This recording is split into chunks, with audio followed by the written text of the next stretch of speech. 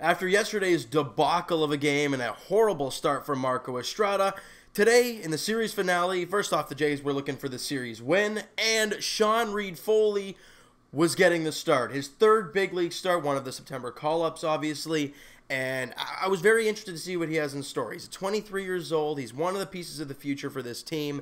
You want to see what you have in him. Now, he come out today, and he strikes out the side in the first inning. That right there shows me that he was dialed in early on, and that continued. First off, Jays win 6-1 over the Miami Marlins, and Sean Reid-Foley goes 7 innings, gives up 4 hits, 1 run, strikes out 10, and walks a guy for his first big league victory against those Miami Marlins. And guys, coming into the ball game, Sean Reid-Foley's ERA was 8.68. Horrific. After the game today, over 3 points less, 5.51 after the game today. Now, still obviously not that great, but he pitched phenomenal. He had one tough inning there in the 5th. They obviously had the bases loaded, and that one walk was a bases-loaded walk to score a run. But that was it. That was it in that inning. You go to that 5th inning, guys, and where was it here? He gave a back-to-back singles, then a hit by a pitch. So 2 of their 4 hits and their walk were in that 5th inning. The rest of the other 6 innings, guys, I mean, that was it. Sean Reid-Foley was dynamite. He was throwing the fastball up in the zone, and we talked about it in the videos where he started before, that he was trying to go up in the zone. You know, whoever was catching him back then was aiming up, but he was missing over the middle of the plate. That was the problem. Today, not so much of a problem whatsoever. A lot of his strikeouts, fastballs up. He had a couple of sinkers working. He looked really, really good.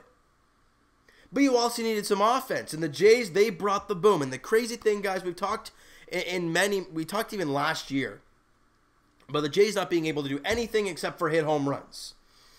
Well, on the top of the first inning, with Billy McKinney on third base, Kendrys Morales to fly ball to right field, and Billy McKinney comes in to score on a sacrifice fly. It's 1-0. We go to the top of the third inning.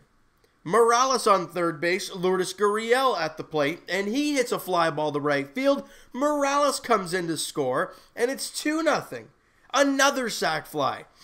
And now in the same inning, Aledmys Diaz hits a sacrifice fly to right field. The Jays are up 3-0 on sacrifice flies. It's called small ball and grinding runs. And when your pitcher is dealing the way he did through the first couple innings, it gives the Jays offense some time to get into the rhythm of things.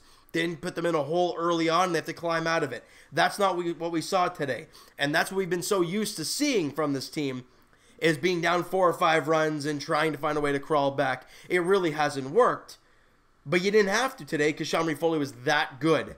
And with the Jays up 3-0, Sean Reid-Foley starting to cruise and cruise and cruise. Top 5 with 2 on. Teoscar Hernandez comes to the plate and crushes a ball. Belts a ball to deep left, and it's gone. His 19th home run of the year. And guys, like I was saying in the last video, Teoscar Hernandez looks more comfortable at the plate. We'll talk about that in a bit here. Bottom 5, Riddle walks on a full count. Obviously, that was the bases loaded walk that I was talking about to make it 6-1. And that was it. That was the rest of the ball game, guys. Now let's break down some specific things. We already talked about Sean Reid-Foley's fantastic outing. Thomas Pannone came out in relief for 2 innings. Now, I'm curious as to why, because he was scheduled to start in the next couple days. So I'm not really sure what their plan is for that. Maybe they're planning to call somebody up from AAA. Maybe it's going to be a bullpen day. I don't know what their plan is for that. But Thomas Pannone came out, went 2 innings, gave up 2 hits, struck out 3, and didn't walk a batter and didn't give up a run. I've noticed with him, he's been better in the bullpen. Yes, he had that one amazing start against the Orioles, but in the next time around against the O's, he was terrible. Now, I'd give him another shot in the rotation, but I like what I saw here in those couple innings from Thomas Pannone, dropping his ERA to 4.86 on the season. Now, as for the bats, guys, it was an all-around team effort. The team only had 8 hits total, but Billy McKinney continues to hit the ball ridiculously well. I think he had a 13-game on-base streak or something like that going on right now.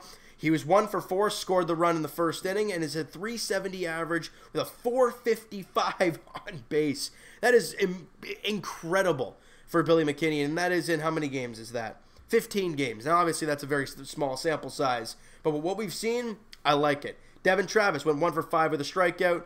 Morales goes 0 for 3, but he walks and comes around to score, obviously in the sacrifice fly. Morales continuing to do things to help this team, and obviously had a sacrifice fly himself as well. So he was very, very good, guys. I really liked what we've seen from Kendrys.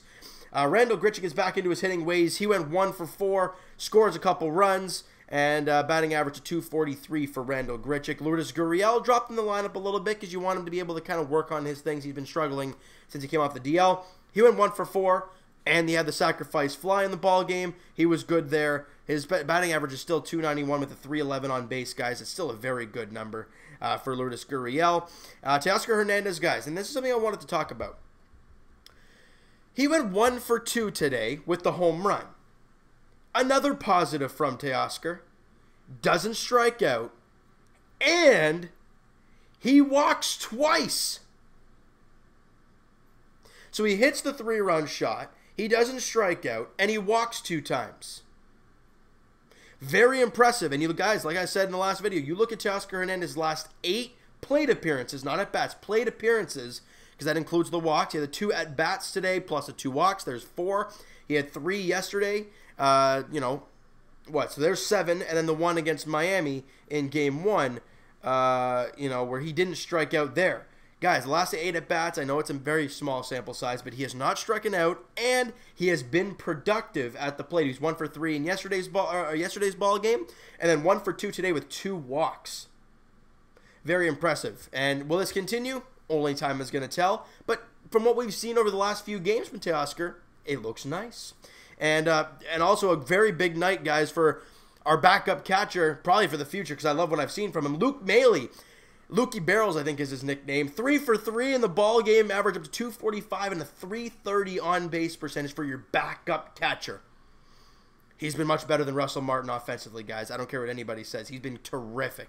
I love what we've gotten from him. And so the Jays, they win the series. They leave Miami with the series victory. They win 6-1. They get a great start from Sean Reid-Foley. A good job in the bullpen by Thomas Pannone. They get some good offense, small ball, and all the young guys doing their piece. McKinney with a hit. Hernandez with a hit. Lourdes Gurriel with a hit. They did their job. Now the Jays come home.